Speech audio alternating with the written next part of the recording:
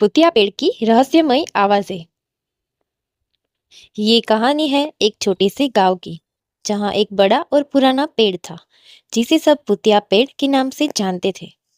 गांव के लोग कहते थे कि उस पेड़ से अजीब अजीब आवाजें आती हैं, जैसे कोई चीख रहा हो या फुसफुसाकर बातें कर रहा हो। उस पेड़ के आसपास लोग जाने से डरते थे, खासकर रात के समय।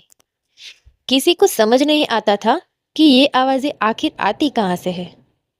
उस पेड़ के बारे में कई कहानी थी।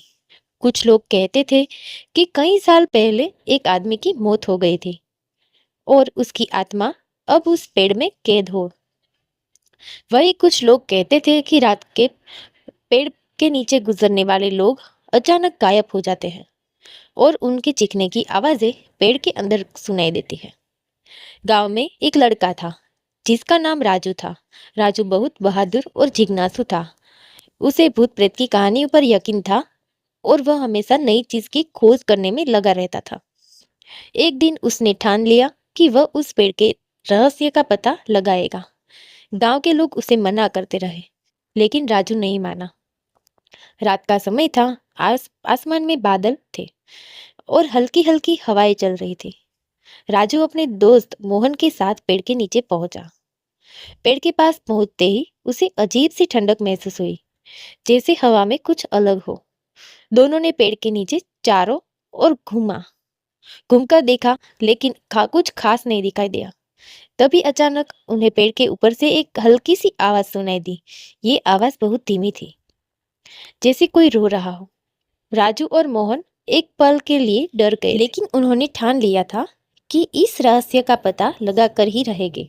राजू ने हिम्मत जुटाई और पेड़ के करीब जाकर उसकी जड़ों के पास ध्यान से सुनने लगा। आवाज धीरे धीरे और तेज होने लगी। अब ऐसा लग रहा था कि जैसे पेड़ के अंदर से कोई मदद की गुहार लगा रहा हो। राजू ने मोहन से कहा, यहाँ कुछ तो गड़बड़ है। ऐसा लग रहा है कि ये आवाजें सिर्फ हवा से नहीं आ रही, हमें और करीब से देखना होगा।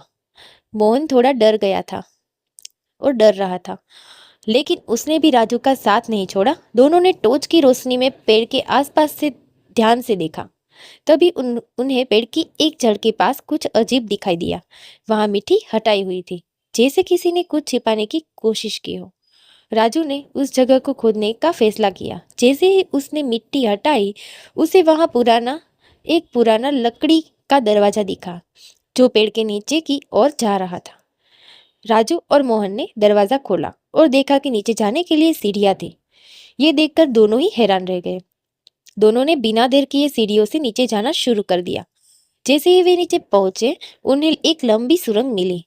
सुरंग के अंदर अंधेरा था, लेकिन वहां हल्की सी रोशनी थी, जैसे कोई मोमबत्ती चल रही हो। सुरंग में चलते चलते राजू और मोहन को उन रहस्यमयी आवाजों का स्रोत समझ में आने लगा। आवाजें अब और साफ हो गई थी। आगे जाकर उन्होंने एक बड़ा कमरा देखा। वहां कई पुराने सामान थे, जैसे पुराने बक्से, किताबें और कुछ अजीब सी मूर्तियां। कमरे के बीचों बीच एक आदमी बैठा था, जो बहुत ही बूढ़ा और कमजोर लग रहा था। वह धीरे धीरे कुछ बड़बड़ा रहा था, जैसे किसी से बात कर रहा हो। उसकी आवाज ही वही रहस्यमय आवाज थी जो गांव वाले सुनते थे। और राजू और मोहन ने हिम्मत करके उस बूढ़े आदमी से पूछा, आप कौन हैं और यहाँ क्या कर रहे हैं? बूढ़े आदमी मुस्कुराया और बोला, मैं इस पेड़ का रखवाला हूँ। कई साल पहले मैं इसी गांव में रहता था।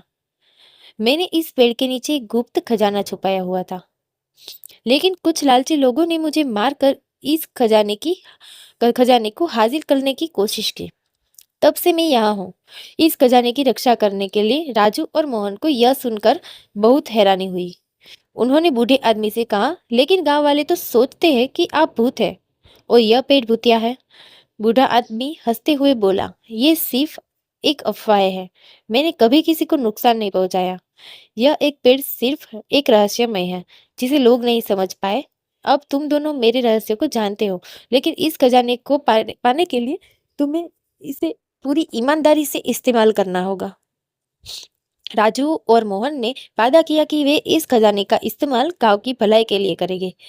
बूढ़े आदमी ने कहा बूढ़े आदमी ने उन्हें खजाने का रास्ता दिखाया और वहां सोने चांदी के कई बर्तन, गहने और कीमती पत्थरें मिले।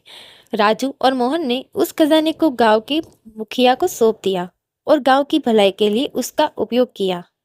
उसी दिन के बाद गांव वाले उस पेड़ से डरना छोड़ चुके थे। अब वे जानते थे कि वह पेड़ किसी भूत या ताकत का नहीं, बल्कि एक रहस्य का प्रतीक था। राजू और मोहन की बहादुरी ने गांव को नई दिशा दी और भूतिया पेड़ की रहस्यमय आवाजों का राज हमेशा के लिए खत्म